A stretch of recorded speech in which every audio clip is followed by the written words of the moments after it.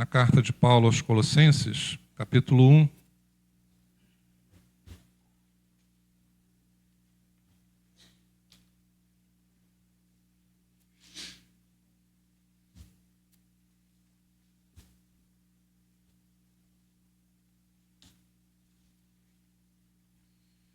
Nós vamos tirar algumas lições importantes para a nossa vida, que estão aqui na carta do apóstolo Paulo a uma igreja que ele não fundou e ele nunca esteve lá. Sabia disso? Paulo não fundou a igreja em Colossos, nem nunca esteve presente nessa igreja. Mas a sua carta nos abençoa muito. E esse capítulo 1 tem algumas lições importantes que edificaram meu coração, a minha fé, a minha vida, e eu creio vai edificar também o seu coração, a sua fé e a sua vida. Versículo 1 começa assim: Paulo, apóstolo de Cristo Jesus, pela vontade de Deus. É muito importante quando você sabe que aquilo que você está fazendo nesta vida é o que Deus queria que você fizesse. Paulo tinha essa convicção. Eu sou apóstolo porque Deus quis. Eu estou fazendo na minha vida e com a minha vida aquilo que Deus queria que eu fizesse. E eu gostaria que você pudesse se abençoar repetindo essa frase, todos juntos. Diga assim, eu quero fazer o que Deus quer que eu faça. Vamos mais uma? Diga assim, eu quero fazer aquilo que é vontade de Deus para eu fazer. Posso ouvir um amém? Você não acha que isso é importante, que isso é realizador? Não é? Você poder dizer como o apóstolo Paulo, eu sou professor porque essa foi a vontade de Deus para a minha vida. Eu sou militar porque essa foi a vontade de Deus para a minha vida. Eu sou vendedor porque essa foi a vontade de Deus para a minha vida. Isso te traz satisfação, isso te traz felicidade, porque aquilo que você está fazendo não é só para te render o teu sustento, mas é para você fazer a vontade de Deus abençoando outras pessoas. Que Deus dê a cada um de nós hoje à noite a certeza que Paulo tinha. Eu sou apóstolo por causa da vontade de Deus. Se você lembrar do início da história dele no livro de Atos, não era projeto de vida ele ser apóstolo de Cristo. Então ele tinha essa certeza. Você tem a certeza? Lembrei agora, olhei para aqui, vi a irmã Leia Cândido, nossa secretária, e uma vez nós estávamos conversando, ela é formada, agora ela já tem uns 35 cursos, mas naquela época ela era só enfermeira graduada, né? Mas ela falou assim, pastor, mais ou menos assim, né, irmã Léa? Depois você pode melhorar aí para os irmãos. Pastor, desde que comecei a exercer a minha profissão, eu fiz da minha profissão o meu ministério e o meu campo missionário. Não foi isso, irmã Léa, que você me falou? Então não estamos falando só de quem é pastor, quem é missionário, quem é evangelista. Nós estamos falando que é bom que todos tenham essa convicção. Letícia, quando se formar veterinária, tem essa convicção. Eu sou veterinária pela vontade de Deus. Amém? Que todos aqui tenham essa convicção. Aqueles que já são, né? Queria lembrar, mas não lembrei, né? Vocês falam aí, eu não sei nem o que é. Pai do TAF, né? É isso? Pai do TAF, pela vontade de Deus. Amém, Felipe? Pela vontade de Deus. Quem entende isso, quem crer nisso, é feliz naquilo que faz. Amém? Lecionando, né? Viviane Lança. Eu estou aqui, eu faço essa função, eu exerço esse papel na sociedade pela vontade de Deus.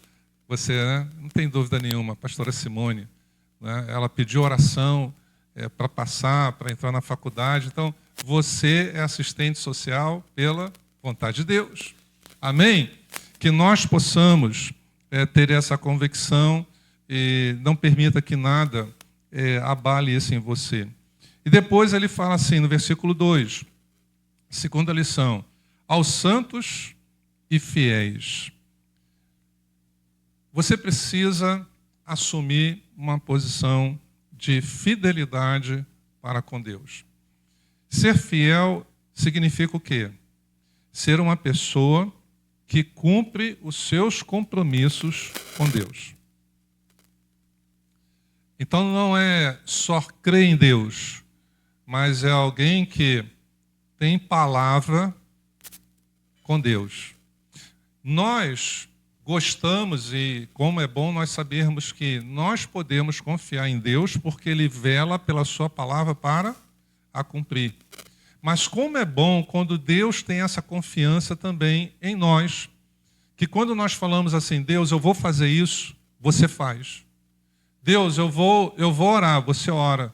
Deus, eu vou visitar, você visita. Deus, eu vou telefonar, você telefona. Deus, eu vou assumir esse ministério, você assume. Como é bom lidar com pessoas que honram a sua palavra. Você costuma honrar a sua palavra quando você fala alguma coisa para Deus? O que você falou para Deus que você ia fazer no início deste ano? É um bom momento para começar a recordar, né, as promessas que você fez. Então, Paulo, ele diz o seguinte, olha, vocês são santos por posição, mas no relacionamento com Deus, sejam fiéis. Cumpra os seus compromissos com Deus. Não é? Aquilo que Deus fala para você fazer, cumpra os seus compromissos com Deus. É importante você pensar, com as coisas de Deus, eu sou responsável. Amém? Eu vou falar e vocês repetem juntos. Com as coisas de Deus, eu sou responsável. Amém? Seja responsável pela sua vida espiritual. Ore sempre, leia a Bíblia sempre. Venha à igreja, né? Tenha comunhão com os santos. Observe aquilo que você precisa fazer, que é a sua responsabilidade para manter a sua vida espiritual ativa. Versículo 3, ele fala assim, sempre agradecemos. Eu vou fazer uma pergunta para vocês hoje à noite. Quantos que estão aqui já pesquisaram uma empresa, que você estava pensando em fazer alguma compra ou coisa assim, no site do Reclame Aqui, ou quantos já fizeram alguma reclamação no Reclame Aqui? Levante a mão aí. Bastante gente. Você sabia que no céu não tem o departamento Reclame Aqui? Não tem. Então, no céu não existe um local onde as suas reclamações são preservadas, são guardadas. Uma das coisas que Paulo nos ensina na carta aos Efésios é que você deve apresentar a Deus as suas necessidades com oração e com súplica. E não é ponto, é vírgula, com ações de graças. Quanto mais você murmura, menos você alcança. Quanto mais você reclama, mais você é ingrato, mais você é infeliz. Então, a terceira lição que nós tiramos aqui é que Paulo fala, não é para agradecer no dia das ações de graças apenas, só na noite de Natal, na virada do ano. Ele fala assim, sempre agradecemos a Deus. Você sabia que reclamar pode se tornar um vício? Mas nós podemos ter o vício de agradecer, porque esse nos abençoa.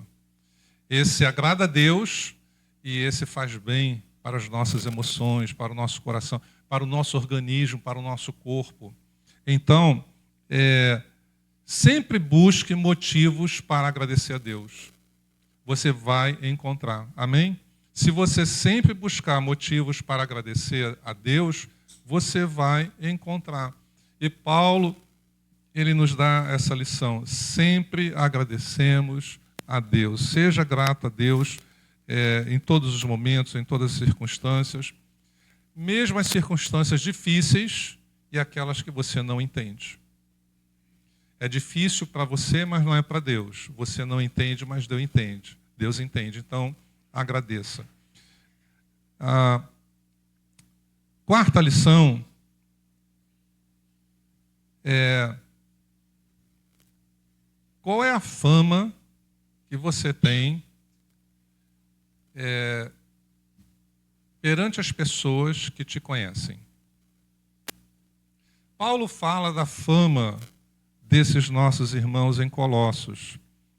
Versículo 4, ele fala assim, temos ouvido falar, lembrando que ele nunca foi lá, né? Então, era a fama dos irmãos em Colossos que chegou a Paulo, e ele está falando para nós aqui, qual era a fama? Temos ouvido falar da fé que vocês têm em Cristo Jesus e do amor que têm por todos os santos. Seja famoso pela fé e pelo amor que você transmite com a sua vida. Amém? Que outros possam falar isso sobre você. Outras coisas são boas também. Fulano é muito alegre. Fulano é muito divertido. Fulano é sempre otimista. Isso são coisas boas. Mas às vezes está a nível de alma apenas, a nível de emoção. Mas Paulo fala de uma fama espiritual desses irmãos. Qual é a sua fama espiritual no meio da igreja? Qual é a sua fama espiritual no meio da igreja? Qual é a leitura que os irmãos fazem a seu respeito da sua vida espiritual? Uma fé robusta ou uma fé vacilante? Um amor não fingido ou um amor verdadeiro? Então Paulo, ele nos fala sobre a fama dos nossos irmãos em Colossos. Então, seja famoso, tenha sua fama espiritual pelo desenvolvimento da sua fé, pela prática do seu amor. A sua fé, ela tem relação direta no seu relacionamento com Deus. E o seu amor tem relação direta no seu relacionamento com as pessoas. E os nossos irmãos em Colossos deixaram o coração de Paulo impressionado, porque eles tinham esses dois sentidos, né? Na vertical e na horizontal. Então, a fama, nós sabemos, ela é construída. Construa a sua fama espiritual, amém? Construa a sua fama espiritual. Como é bom alguém que tem a fama espiritual? Aquele homem é um homem de oração. Não é, irmãos? Como é bom alguém que tem essa fama espiritual? Aquela irmã é uma irmã de oração. Aquele irmão é um homem da palavra. Qual é a sua fama espiritual? Né? Eu admiro a firmeza espiritual daquele homem. Eu admiro aquela fé prática. Né? O Naldo, eu diria assim, ele tem uma fé prática. Quem convive com ele mais de pertinho, o Naldo é fé prática. Né? Você quer sair da fé apenas do conhecimento? Fica um pouquinho com ele, convive com ele, porque o Naldo é o cristão da fé prática. Então, qual é a sua fama aqui na igreja? Qual é a sua fama espiritual? Como é que a igreja reconhece a sua vida espiritual? Paulo, ele ficou impressionado e falou, irmãos, olha, a fama de vocês que chegou até mim, certamente quem trouxe foi Epáfras. A ideia é que Epáfras talvez se converte em Éfeso, e aí Paulo sai de Éfeso e Epáfras vai para Colossos, e ele que teria sido talvez o fundador dessa igreja, porque então ele vem visitar Paulo na prisão e traz notícias dessa igreja. Aí Paulo escreve essa carta para quando Epáfras voltasse para Colossos, levar essa carta em punho. Quinta lição, olha no versículo de número 5, ele fala assim, por causa da esperança que está reservada a vocês nos céus. O que é esperança? É ter uma boa resposta para todos os problemas da vida. O que é a esperança? É ter uma boa resposta para todos os problemas da vida. Ele fala em esperança aqui novamente, nesse capítulo 1, ele repete algumas vezes, ele fala que Cristo é a nossa esperança na glória. E esperança é você crer que sempre Deus tem algo bom para fazer em cada situação que você está vivendo. E isso nos traz esperança. O momento pode não ser bom, mas Deus tem um propósito bom em todos os momentos, mesmo aqueles que não são agradáveis a nós. Então, uma das maneiras que o diabo tem para minar sua força e levar você ao desânimo, sabe qual é? Você perder a esperança. Você não pode perder a esperança. Pode não estar como você deseja, mas Deus está te dando graça neste momento e você pode ter esperança que Deus tem algo bom. Amém? Você se lembra quando Deus, num texto muito sublime nas Escrituras, Ele revela o que Ele pensa a nosso respeito? O que Deus pensa a seu respeito? Você está vivendo um momento que não é bom, um momento que não é agradável. Você sabe a sua particularidade. Pode ser uma questão financeira, pode ser uma questão familiar. Não está como você desejava. O que Deus está pensando a seu respeito? É interessante que Deus usa o profeta Jeremias para nos dar essa revelação. O que Ele pensa a respeito de cada um de nós aqui? Ele fala assim: eu é que sei que pensamentos eu tenho a teu respeito. Eu é que sei que pensamentos eu tenho a teu respeito. Aí ele fala assim: pensamentos de paz e não de mal, para te dar o fim ou o futuro que você deseja. Mas para você esperar que Deus realize isso, você tem que ter não só fé, você tem que ter esperança.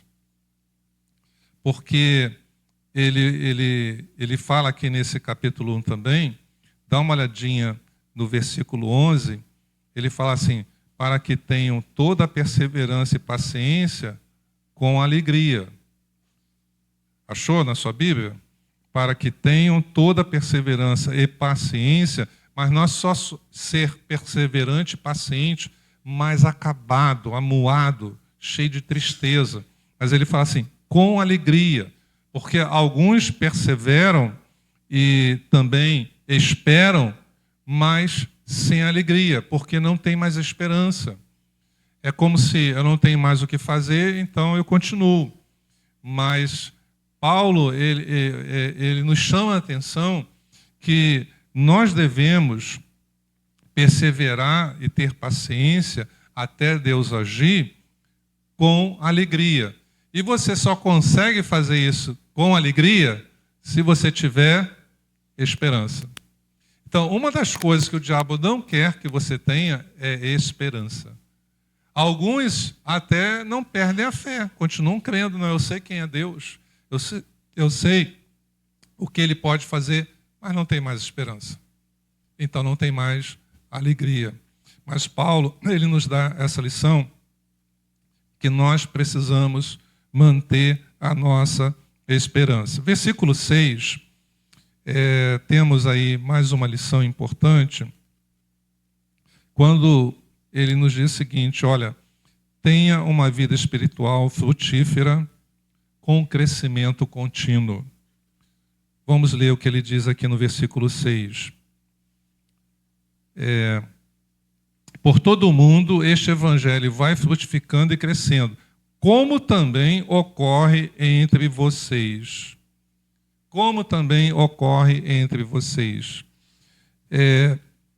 Uma das coisas que vai manter a sua vida saudável, sua vida espiritual, é você desejar ser canal de bênção espiritual para outras pessoas.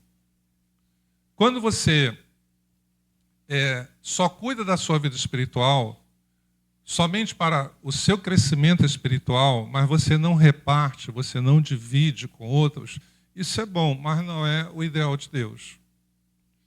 Mas quando você usa esse crescimento espiritual pessoal para ter uma vida frutífera no reino, com um crescimento contínuo, é isso que Deus deseja. Você crescer, você frutificar, para você abençoar, ser um canal de bênção. Então, na vida espiritual, não deve haver esterilidade. Todos devem ser produtivos. Tenha uma vida espiritual produtiva. Seja abençoado para ser um abençoador.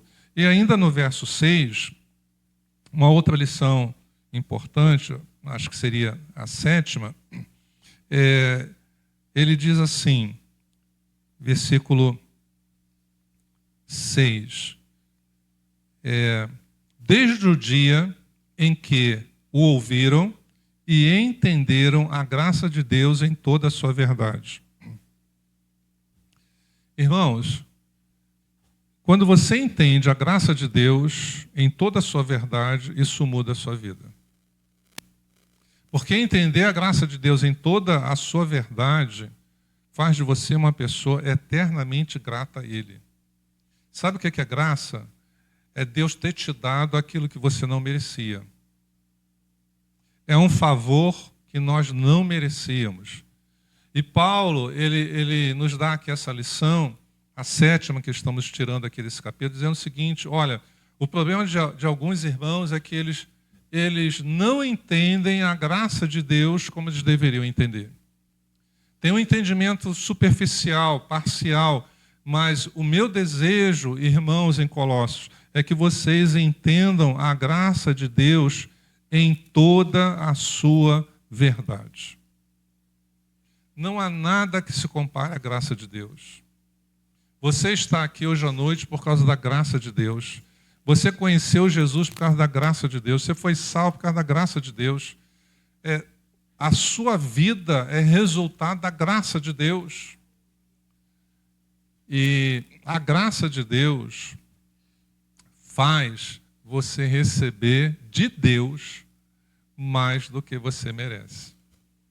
Isso não é maravilhoso? Se não fosse a graça de Deus, você só recebia de Deus quando você fez por onde aquilo que você merece. Mas a graça de Deus faz com que você recebe aquilo que você semeou, né? Você semeou, você plantou, você também vai receber. Mas a graça de Deus faz com que você receba além. Amém? Faz com que você receba mais. Né?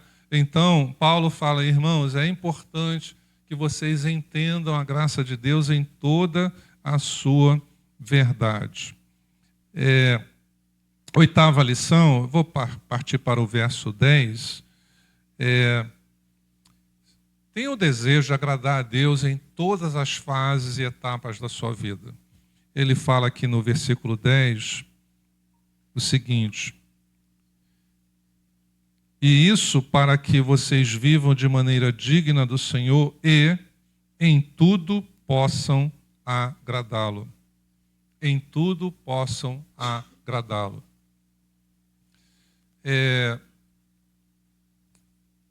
Nós podemos, escute isso com atenção, nós podemos ter uma vida de obediência a Deus sem termos preocupação de agradá-lo. Deixa eu explicar. Os fariseus, eles tinham o desejo de obedecer a Deus nos detalhes, lembra? Mas eles não tinham o desejo de agradar a Deus. Nós precisamos ter a preocupação de sermos filhos obedientes. Mas nós precisamos também sermos filhos que procuram agradar a Deus.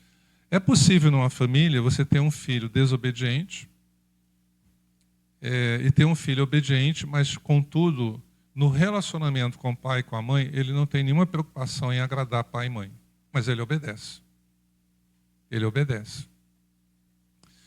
E Paulo diz o seguinte para nossos irmãos em Colossos: meus queridos irmãos, você tem essa preocupação de agradar a Deus cada dia que você vive, em cada momento, em cada circunstância? Você já fez, já perguntou a Deus alguma vez em oração, já fez essa pergunta: Senhor, como é que eu posso te agradar nessas circunstâncias? Senhor, como é que eu posso proceder nessa situação, com essa pessoa, de maneira que agrade a Ti, não te entristeça? A pessoa que tem a preocupação de agradar a outra, ela, na verdade, ela está também com a preocupação de não entristecer a outra pessoa. Então, viva a sua vida com Deus, uma vida de obediência, mas tem esse desejo de agradar a Deus.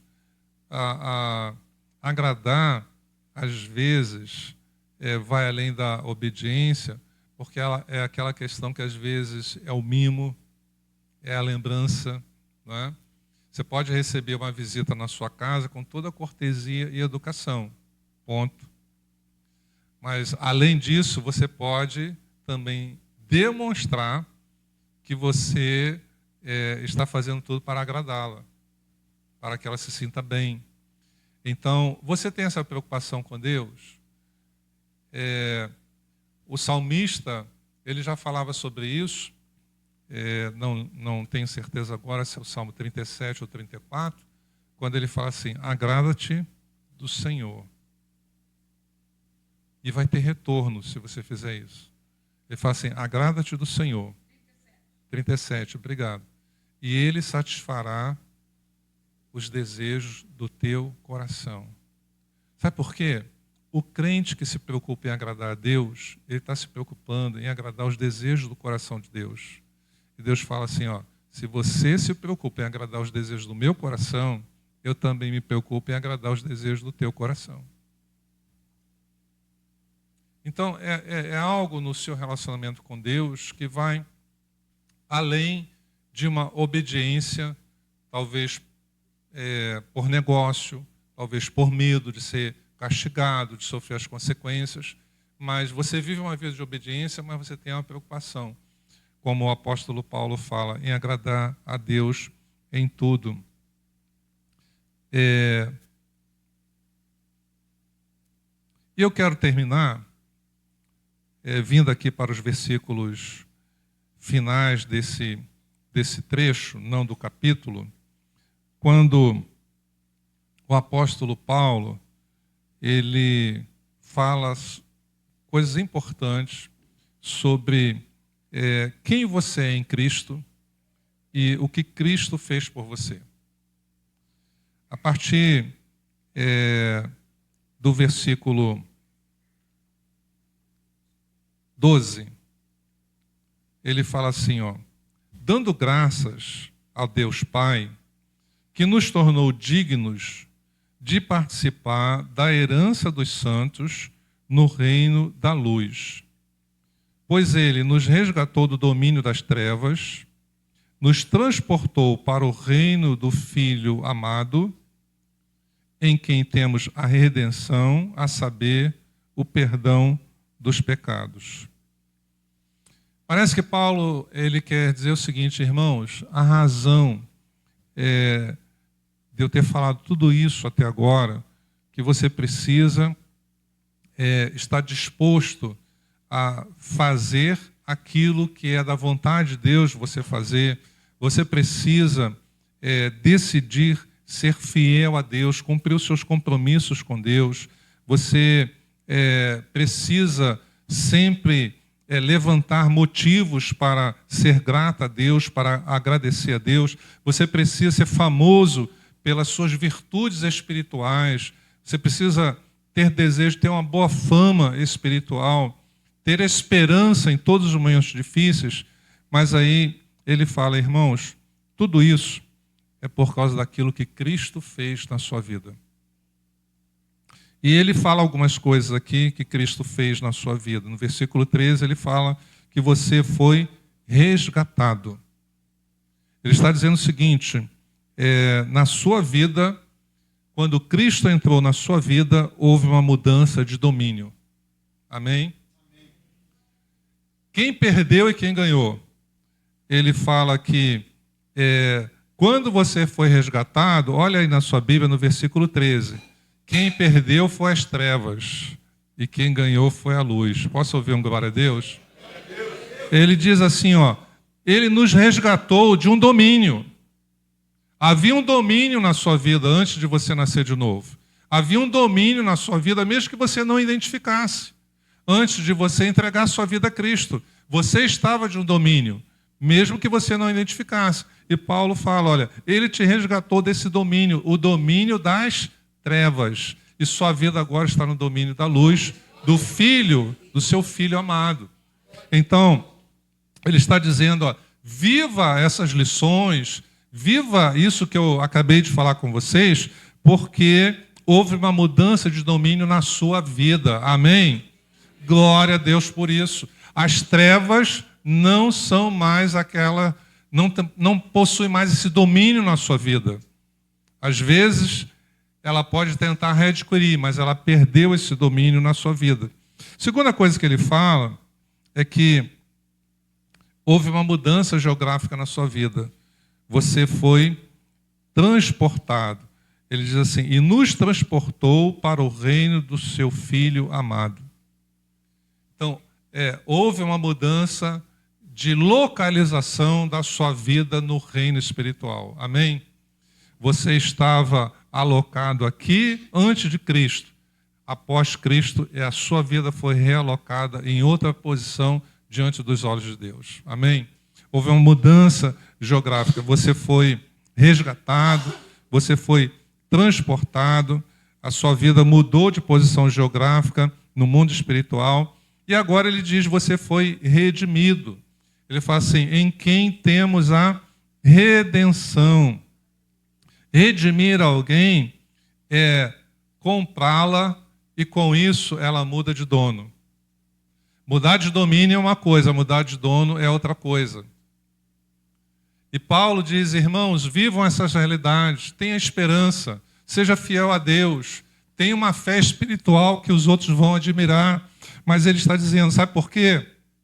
Porque ele te resgatou de um domínio maligno, do domínio das trevas. Ele transportou você de um lugar espiritual para outro. Você mudou de reino. Você agora está no reino do seu Filho amado. E ele diz, olha, você foi comprado por um alto preço. Você tem um novo dono. Amém? Você tem um novo Senhor. O senhorio anterior tinha suas normas, tinha suas regras, mas não te amava. Esse senhorio de Cristo também tem suas normas, também tem suas regras, mas é um dono que te ama. É diferente ou não é? É muito diferente. É um relacionamento de amor, não é? É um relacionamento de amor, não é por opressão, não é por ameaça, mas é um relacionamento de amor. E Paulo fala, olha, você foi redimido.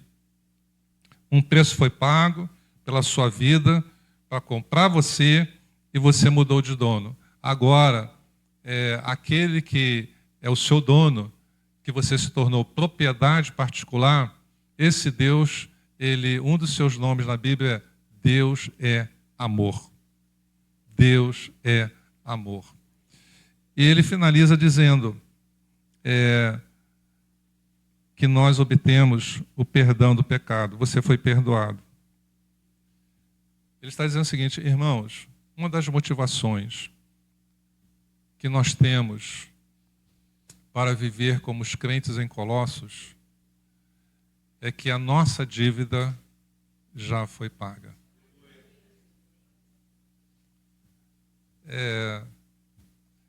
Não levante a mão não, mas se tem alguém endividado aqui na igreja hoje à noite, a pessoa endividada, ela não fica tranquila, não é verdade? Às vezes é difícil dormir. Fica na cabeça o tempo todo a dívida, né? E você ser perdoado significa que você tinha uma dívida com o Pai. Ele criou o universo. Ele estabeleceu as leis e as regras e as normas. Você o desobedeceu. Quando você desobedece o município, o estado ou a federação, você contrai uma dívida, né? Você é multado, você tem um encargo para pagar. E nós éramos devedores a Deus. Ele estabeleceu os seus mandamentos, a sua lei, e nós desobedecemos. Ao invés de andarmos segundo os seus caminhos, andamos segundo os nossos caminhos. E o jeito de pagar essa dívida era com a nossa própria vida, porque a Bíblia diz que o salário do pecado é a morte.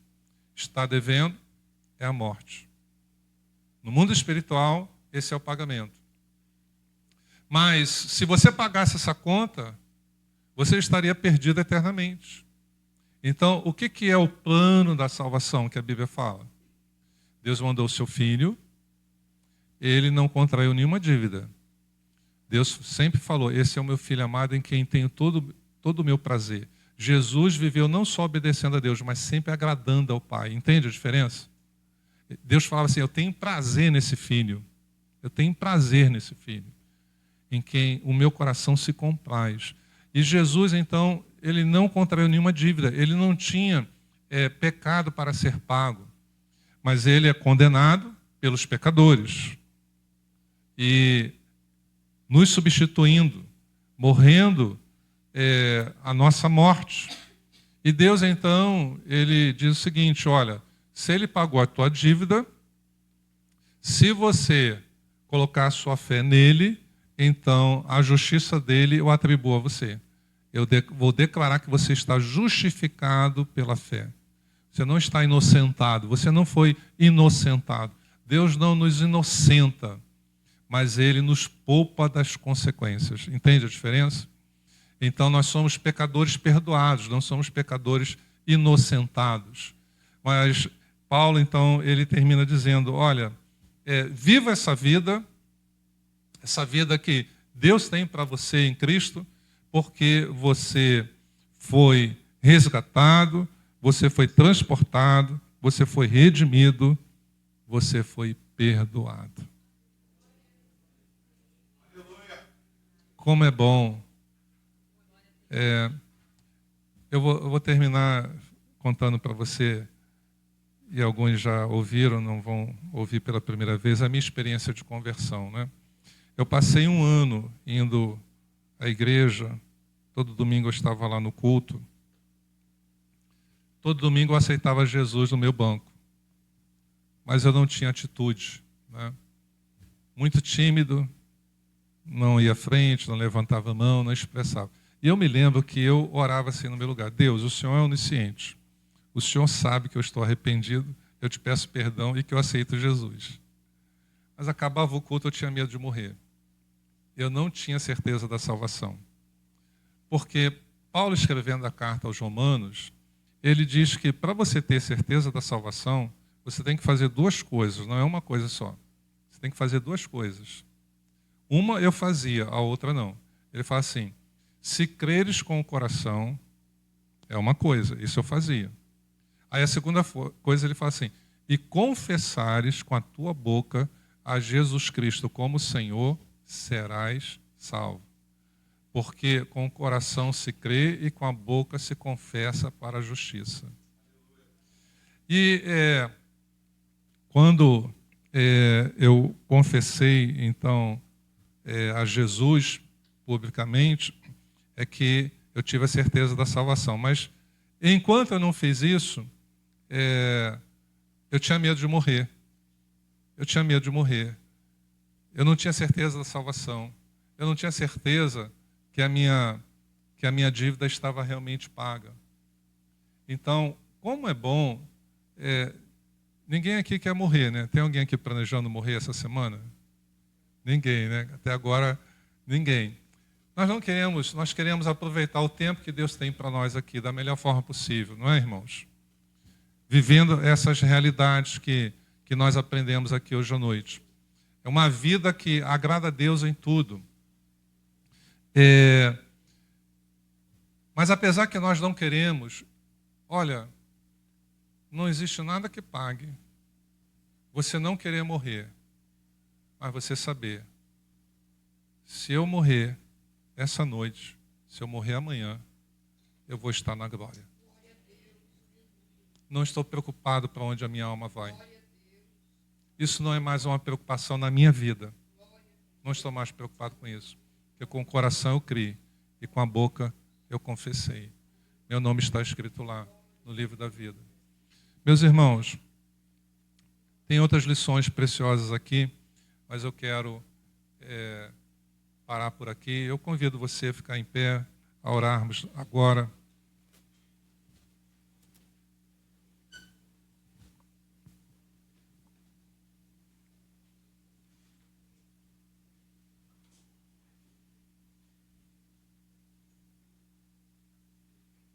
Há uma coisa muito interessante aqui também, que eu observei. Eu sei que você já está em pé e talvez fique difícil você olhar na sua Bíblia, mas no versículo 11, é uma outra lição que poderíamos aqui também colocar, né? Não sei se já estaríamos aí em 12 ou 13. Ele fala assim, crescendo no conhecimento de Deus. De Deus, crescendo no conhecimento de Deus. Ele não fala assim, crescendo no conhecimento sobre Deus. Crescendo no conhecimento de Deus. Às vezes, a pessoa tem muito conhecimento sobre Deus, pouco conhecimento de Deus.